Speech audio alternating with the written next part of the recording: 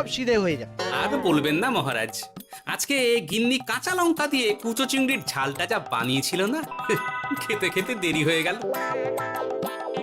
গোলগাপ্পি দেওয়ার আর জায়গা পাও না না? বিশ্বাস করুন, সত্যি খুব ভালো রান্না করেছিল গিন্নি, তাই আবার আরেক হাঁড়ি ভাত চড়াতে বললাম। আর সেটা খেয়ে আসতেই তো দেরি হয়ে গেল। আরো এক হাঁড়ি? মহারাজ কিছু মনে করবেন না, এই পাঠশালা বন্ধ করে সব গুছিয়ে তবে এলাম। সুপ্রভাত মহারাজ। সুপ্রভাত মহারাজ। প্রভাত আজকে আর শুনে তোমরা সবাই এত কুঁড়ে হয়ে গেছো যে কি বলবো। মহারাজ, এই কুড়েমির আসল কারণ হচ্ছে চর্বি। কথায় আছে, যত বেশি চর্বি তত তাড়াতাড়ি মরবি। আপনি কি বলতে চাইছেন মন্ত্রী মশাই, যে আমি তাড়াতাড়ি মরে যাব আর আপনি মজা দেখবেন? ঠাকুর ঘরে কে আমি তো কলা খাইনি ব্যাপার হয়ে গেল। গোপালের একদম মোক্ষম জায়গায় আঘাত লেগেছে, যাকে বলে ওই আঁতে ঘা। তুমি বেশি কথা বলো না বৈদ্য, ছুঁচ করে চালুনির বিচার। হ্যাঁ, বৈদ্য তো দেরি করেই এসেছে।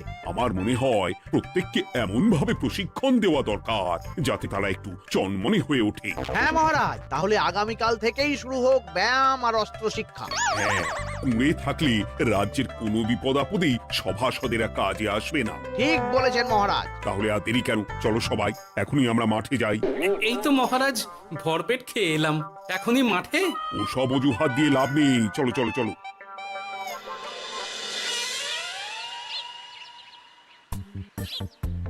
এবার সবাই সারিবদ্ধভাবে দাঁড়িয়ে পড়ো।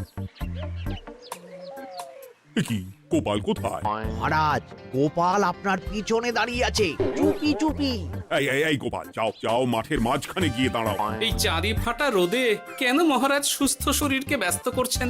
এসব বাজে কথা শুনতে চাই না। শুয়ে বসে থেকে শরীরের কি অবস্থা করেছো? শরীরের নাম মহাশয়, যা সবে তাই সয়। তুমি যাবে না, তোমাকে এক্ষুনি বরখাস্ত করব।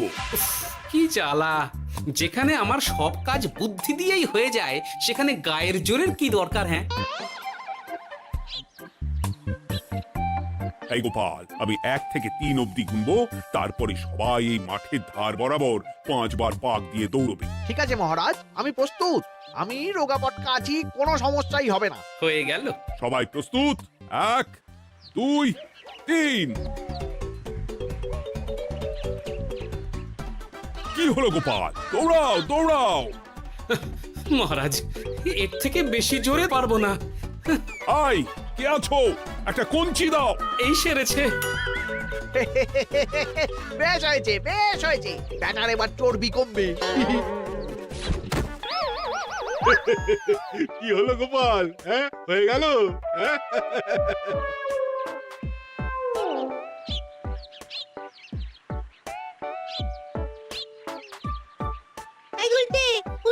আমাদের দাদু উল্টে গেছে।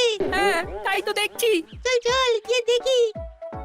উফ, চেহারার কি অবস্থা বানিয়েছো গোপাল, হ্যাঁ? এতটুকু দৌড়তে গেলেই চিটপটাং। তাড়িয়ে দিন মহারাজ, এরকম বেঢপ চেহারা সভাসদকে আমাদের দরকার নেই। না না, তা বললে হবে নাকি গোপাল? তুমি এক্ষুনি বাড়ি চলে যাও, কালকে আবার মাঠেই দেখা হবে। হ্যাঁ দাদু, বাড়ি চলো। ওরে বাবারে,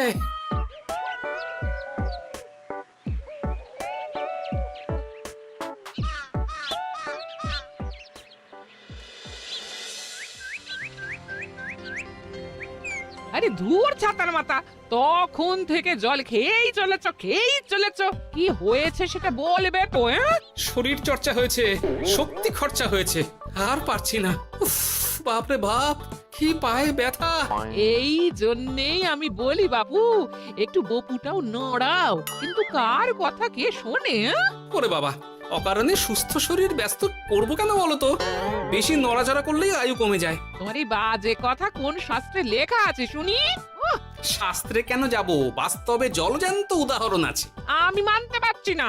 হুম, মানতে পারছি না বললে তো হবে না, তোমাকে মানতেই হবে। বেশ, প্রমাণ করো।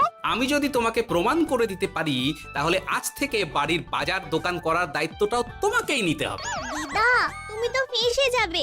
দাদুর সঙ্গে বাজি লড়বে না। এই বাদ দে তো, তোর দাদু আগে প্রমাণ করুক যে বেশি নড়াচড়া করলে বয়স কমে। হ্যাঁ তাহলে বাজি?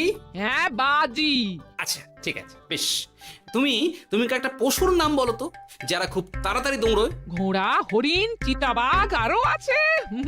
আচ্ছা, এবার সবচেয়ে আস্তে আস্তে কোন পশু চলে এরকম একটা পশুর উদাহরণ দাও। কেন কচ্ছপ? এই তো পেয়ে গেছে উত্তর। এবার তুমি বলো তো কচ্ছপ কত বছর বাঁচে, আর ঘোড়া, হরিণ, চিতাবাঘ এরা কত বছর বাঁচে? চিতাবাঘ, ঘোড়া কেউই 30 বছরের বেশি বাঁচে না, কিন্তু কচ্ছপ 300 বছরও বেঁচে থাকে। হেরেছে, হেরেছে, আমার বউ হেরেছে। উফ, জীবনের কত বড় চাপ নেমে গেল। হ্যাঁ, এই তুমি আমাকে এভাবে হারালে, হ্যাঁ? তখনই বললাম দাদুর সঙ্গে বাজি লড়তে যেও না। নাও এবার খেলা সামলাও।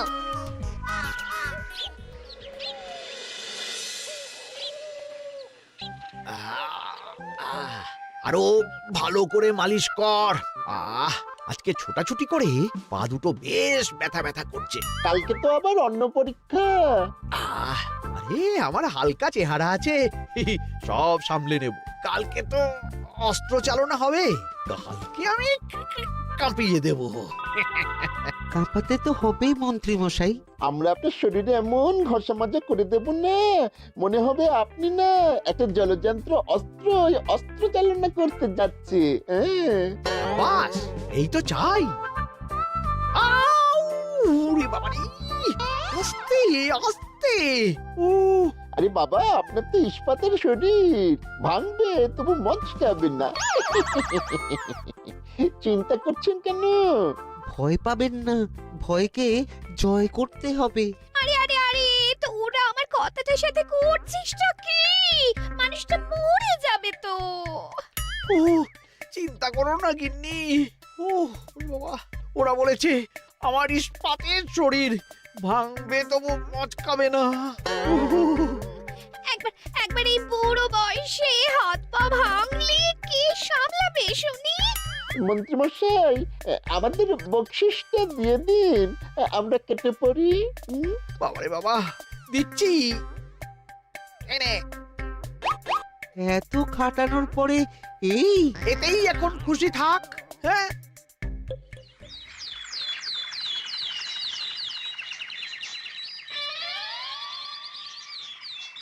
এবার তোমাদের সকলকে অস্ত্র শিক্ষা দেওয়া হবে। উফ, রোজ রোজ কি জ্বালাতনে পড়েছি, বাপরে বাপ। বাবা মা কাউকে ডাকার দরকার নেই, ভালো না লাগলে রাজসভা চাকরি ছেড়ে চলে যাও। মহারাজ, এটা তো উচিত নয়। যে যেটাই পারদর্শী তাকে সেটাই করতে দিন না। একটা বাঁদরকে যদি আপনি বলেন শিকার করে মাংস খেয়ে দেখা, সে কি পারবে মহারাজ? মহারাজ, গোপাল একটু বেশি কথা বলছে, ওকে আপনি বের করে দিন। আমি তোমার কথাই বলবো না গোপাল, তোমাদের সবাইকে এখন অস্ত্র শিক্ষা শিখতেই হবে। কর্তার ইচ্ছায় কর্ম, এখন তো আমার আর কিছুই বলার নেই। তাহলে আর দেরি কেন, তোমরা সবাই একটা করে ঢাল আর একটা করে তলোয়ার তুলে নাও।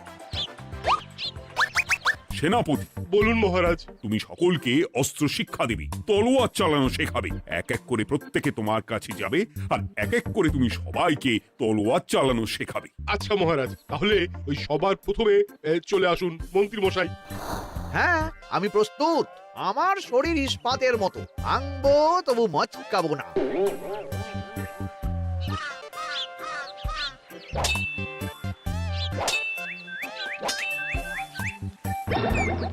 কি কেমন দিলাম? অত সহজ নয় সেনাপতি। আমি মন্ত্রী এমনি এমনি হইনি, আগে অস্ত্র শিক্ষা শিখে তবে মন্ত্রী হয়েছি। এটা কি হলো? হ্যাঁ, আপনি অস্ত্র শিক্ষায় পারদর্শী, কিন্তু আরো বিচক্ষণ হতে হবে। কারণ আজকে এই পাগড়ির জায়গায় আমি যদি তলোয়ার আপনার গলার দিকে চালাতাম, তাহলে কিন্তু আপনার এই ভবলীলা এখানেই সাঙ্গ হয়ে যেত। ঠিক আছে ঠিক আছে, মনে রাখবো। এবার বাকিদের তো ডাকো। হ্যাঁ, এরপরে তলোয়ার চালানো শিখতে আসবে গোপাল। গোপাল দাদু, গোপাল দাদু। বাবা বাবা বাবা, গোপাল তুমি আবার দল বল নিয়ে এসেছো। দেখি তোমার কত দম। গোপাল, তুমি প্রস্তুত হও। হ্যাঁ হ্যাঁ, আমি প্রস্তুত। ওরে বাবারে, এ তো ভয়ানক চাপের কাজ, আমাকে বেশ বেগ পেতে হচ্ছে। সামলাও গোপাল। না, আমাকে অন্য রাস্তা দেখতে হবে। সেনাপতি, মহারাজের দিব্যি, তুমি আমার দিকে তলোয়ার ঢাল বাড়াবে না। এই এই, এটা কি হলো? সত্যি তো, এটা কি হলো? গেল গেল গেল গেল গেল গেল গেল দুধটা খুলে গেল গো। দেব নাকি এবার কুচ করে কেটে? জিতে গেছি, জিতে গেছি। এটা কি হলো? শত্রুপক্ষ কখনো কারো দিব্যি শুনবে না। আর সেনাপতি, তুমি কি ওখানে দাঁড়িয়ে দাঁড়িয়ে মজা দেখছো?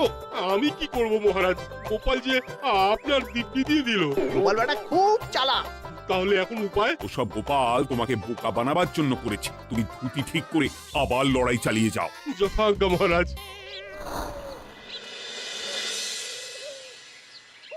কিরে নেবলা, তোদের দিদা আমার জন্য কি রান্না করে পাঠিয়েছে রে? এই তো ভাত, আলু সেদ্ধ, এই পুঁই শাকের ঝোল আর রুই মাছের ঝাল। আর তোদের যে তোষক, বিছানার চাদর আনতে বলেছিলাম, এনেছিস তো? ওই তো দাদু, কুটির কুড়িতে আর বাকিরা সবাই ধরাধরি করে নিয়ে আসছে। ব্যাস, তাহলে তার কোনো চিন্তা নেই। খেয়ে একটা জব্বর ঘুম দেব, কারণ এখানে যা রঙ্গ দেখছি তাতে বিকেল হয়ে যাবে। তলোয়ার শিক্ষা আজকের মতন এইটুকুই থাক। এবার শুরু হবে বল্লম শিক্ষা। সবাই আবার আগের মতন সারিবদ্ধভাবে দাঁড়িয়ে পড়ো। আহ, তোদের দিদা ওই সবটা কিন্তু বেশ জব্বর বানিয়েছে। তোদের দিদার হাতের রান্নার কোনো তুলনাই নেই। আহা, কি স্বাদ! কি গোপাল আবার কোথায় গেল? এই তো মহারাজ, আমি এখানে ওই পুঁয়ের ঝোল আর রুইয়ের ছাল দিয়ে ভাত খাচ্ছি। এসব কি মাঠের মধ্যে খাওয়া? আরে শরীরটাকে তো রাখতে হবে। তাড়াতাড়ি খেয়ে এইদিকে এসো। আসছি আসছি আসছি। এবার আমি তোমাদের দেখাবো কিভাবে বল্লম নিয়ে তেড়ে যেতে হয়। দেখান মহারাজ। এ তো খুবই সোজা মহারাজ। ঠিক আছে, তাহলে বল্লম নিয়ে তেড়ে যাও দেখি। দিন, আপনার হাতের বল্লমটাই দিন।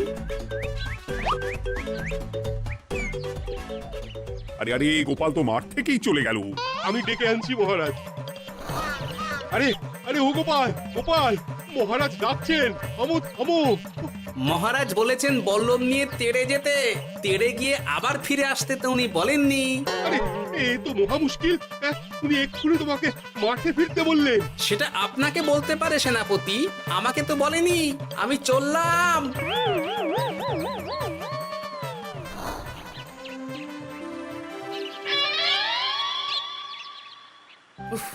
বাবারে বাবা, কি ঝক্কি!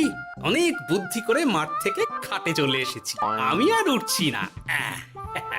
এ কি বলি, তোমাদের তো এখন অস্ত্র শিক্ষা নেওয়ার কথা। হ্যাঁ, তোমার বলা নেই, কোয়া নেই, অমনি বাড়ি চলে এলে।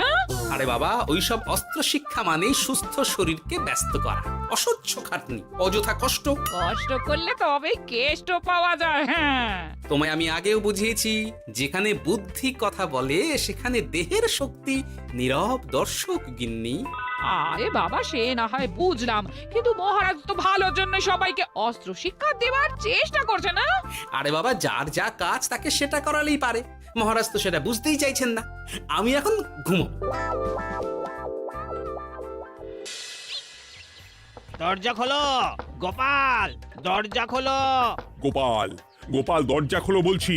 ব্যাস, হয়ে গেল। একটু শান্তিতে ঘুমাবো তার জো নেই। দরজা খোলো গোপাল।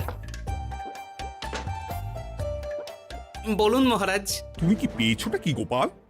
রাজসভায় দেরি করে আসবে, তারপর অস্ত্র শিক্ষার সময় ফাঁকি বাজি দেবে। এভাবে তো আর তোমাকে মনে হচ্ছে রাজসভায় রাখা যাবে না। মহারাজ, গোপাল তো মুখের কথার লোক নয়, ওকে তাড়িয়ে দিই। কেন মহারাজ? আমি কি এমন মহাপাপ করেছি যে আমাকে তাড়িয়ে দেবেন? এই যে আমার কথা শুনছো না, এটাই তোমার অপরাধ। অপরাধ নেবেন না মহারাজ। পণ্ডিতের দায়িত্ব পুজো করা, সভাকবির দায়িত্ব কবিতা বলা, সাহিত্য চর্চা করা, আর আমার দায়িত্ব হাসি মজা করে আপনার মন ভালো রাখা। কিন্তু আপনি আমাকে জোর করে যুদ্ধের ময়দানে ঠেলে দিতে চাইছেন।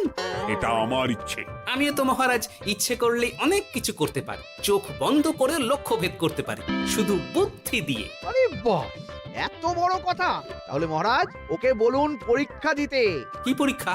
আমি একটা ঘরে বর্ম পরে দাঁড়িয়ে থাকবো। তোমার হাতে অস্ত্র দেব, আমার মাথায় একটা আপেল থাকতে হবে, আর তুমি কিভাবে আমার মাথা থেকে ওই আপেল ফেলতে পারো দেখব।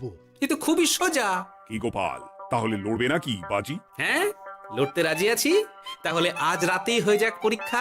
যদি এই পরীক্ষায় উতরে গেলে তো ভালো, নইলে তোমার চাকরিটা গেল। গোপাল তুমি পারবে তো? সে দেখাই যাবে। আজ রাতে তাহলে রাজবাড়িতে দেখা হচ্ছে। যদি আমি এই পরীক্ষায় বিফল হই তাহলে আমার চাকরি আপনি কেড়ে নেবেন, আর যদি সফল হই তাহলে মন্ত্রী মশাইকে শাস্তি দেবেন। আমি নিজে সারা কৃষ্ণনগরে নাক্ষত দেব। বেশ, দেখা যাক।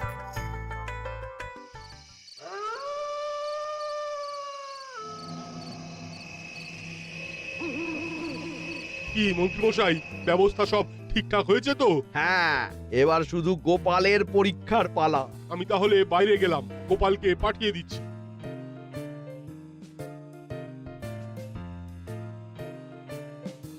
এবার যাও গোপাল, ঘরের ভিতরে যাও, দেখি তুমি কি করে মন্ত্রীর মাথা থেকে আপেল ফেলতে পারো। আপনি তো শুধু আমার চোখ ঢেকেছেন, আমার নাক মুখ কানও ঢেকে দিন, যাতে ঘ্রাণেন্দ্রিয় শ্রবণেন্দ্রিয়েরও সাহায্য না নিতে পারি। বেশ, তাহলে তাই হোক। আই, কে আছো? গোপালের মুখ নাক আর কান ঢাকো।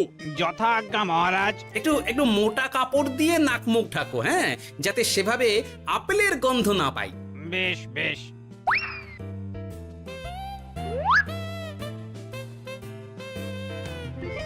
যাও গোপাল। গোপাল, এবার তোমার চাকরি গেল। এবার তুমি কি করবে? কি করবে? দৌড় ঝাঁপে ফাঁকিবাজি? হ্যাঁ?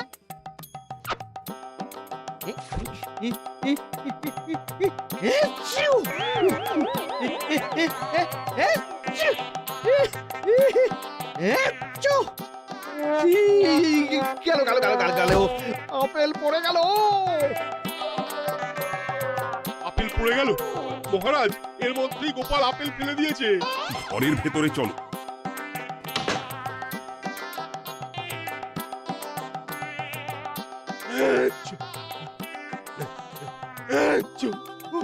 বাবারে, এ কি? ওরে বাবারে বাবা, কি ঝাঁজ! ওরে বাবারে বাবা! কি মহারাজ, দেখলেন তো গোপালের চমক? অস্ত্র ছাড়াই আপেল ফেলে দিলাম। এ কি? এটা তো তুমি নীতি বিরুদ্ধ কাজ করেছো। সারা ঘরে নস্যি ছড়িয়ে দিয়েছো। মহারাজ, হাঁচতে গিয়ে আপেল পড়ে গেছে। এবার সারা কৃষ্ণনগরে নাক্ষত দিতে হবে। সত্যি সত্যি গোপাল, বুদ্ধি তো তোমার জুড়ি মেলা আভার। আমার নাম গোপাল ভাঁড়। একটা কথা মনে রাখবেন, কেউটে সাপের লেজে পা দেবেন না, আর গোপালের কাজে বাধা দেবেন না। যে কাজ বুদ্ধি দিয়ে করা যায় তার কাছে শক্তি ছোট্ট শিশু মাত্র। সত্যি গোপাল, আজ তুমি সেটাই প্রমাণ করে দিলে। আর আজ থেকে তোমাকে তোমার ইচ্ছার বিরুদ্ধে খাটাবো না। তুমি খাও দাও, ভুড়ি বানাও। যার যা কাজ সে তাই করবে। যেমন এখন মন্ত্রী মশাই নাক্ষত দেবেন। হ্যাঁ, ভুল করে বাজি ধরে ফেলেছি, এখন নিজেই চাপে পড়ে গেলাম। তাহলে আর দেরি কেন? নাক্ষত এখন থেকেই শুরু হোক। কৃষ্ণনগরের রাস্তা শেষ হতে হতে সকাল হয়ে যাবে।